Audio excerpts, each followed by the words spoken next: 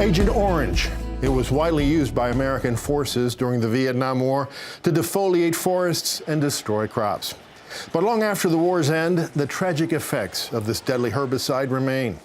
In addition to its enduring damage to the environment, dioxin, the toxic substance in Agent Orange, continues to impact the lives of thousands of Vietnam veterans and hundreds of thousands of Vietnamese people. In fact, 14 different diseases have resulted from the exposure to dioxin, including several types of cancer. It has also been linked to birth defects. But the story doesn't end there. Over the last decade, serious efforts have been undertaken by both the American and Vietnamese governments to stem the tide of dioxin's lingering and devastating legacy. And joining us now with the latest on these efforts is Charles Bailey, the co-author of the new book, From Enemies to Partners, Vietnam, the U.S., and Agent Orange.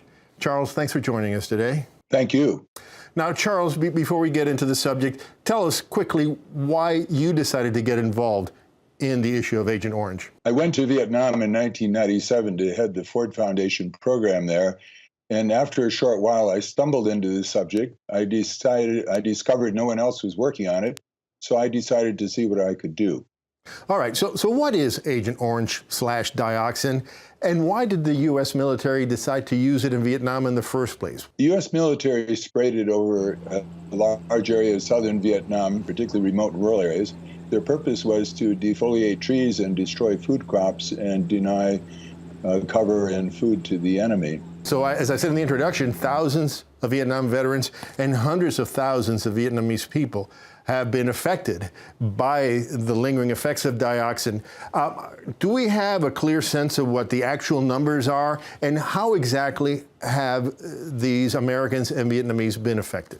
We have some general idea of the numbers that impacted. First, in Vietnam, there, as you say, there are several 100,000 children and young adults who are living with, who are severely disabled, and it's linked to exposure of a parent or grandparent to dioxin. In the U.S., we know only about the American soldiers who were there and later developed illnesses and applied for disability assistance for one of a number of diseases. In 2015, the VA paid about $24 billion in disability compensation to about 1.5 million of these people who served our country during the Vietnam era. About 40% of those were Agent Orange related cases. Now, you write in the book that the use of Agent Orange in Vietnam by military forces was kind of a taboo subject from the end of the war in 1975 to 2006. Why was it taboo? Well, for the first 20 years, there were no diplomatic relations. And when the two countries began to negotiate diplomatic relations, the Vietnamese raised this, and the U.S. basically said, we're not going to talk about it. American diplomats posted to Vietnam in the late 90s were told not even to use the phrase Agent Orange.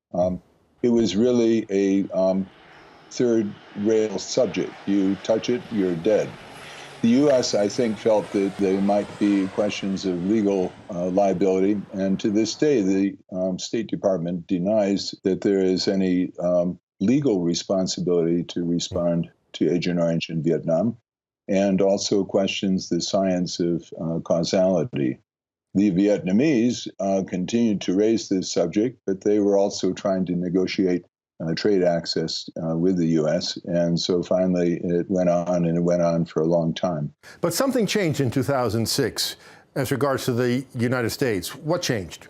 Well, with the progress of time and getting to know each other, and with the growth of trade and the mutual concerns about regional security, the climate for discussing really difficult topics improved. And more particularly, a study that I funded through the Ford Foundation in 2003 actually identified where the remaining dioxin residues were. We call them dioxin hotspots. And this provided the sense of relief, in a sense, because it became a knowable, focusable problem that the two countries could get together. And so when President Bush visited Vietnam in 2003, 2006, he agreed to have it on the agenda, and a joint statement was issued. And for the first time, both countries agreed to work together to clean up the dioxin. Since 2006, the United States has actually invested money in cleaning up dioxin, right? What is left to do? Well, thanks to Senator Patrick Leahy and the U.S. Congress appropriated small and increasing annual sums beginning in 2007 for cleanup and to help people with severe disabilities. So 10 years have gone by, and the Congress has appropriated about $230 million for these two purposes.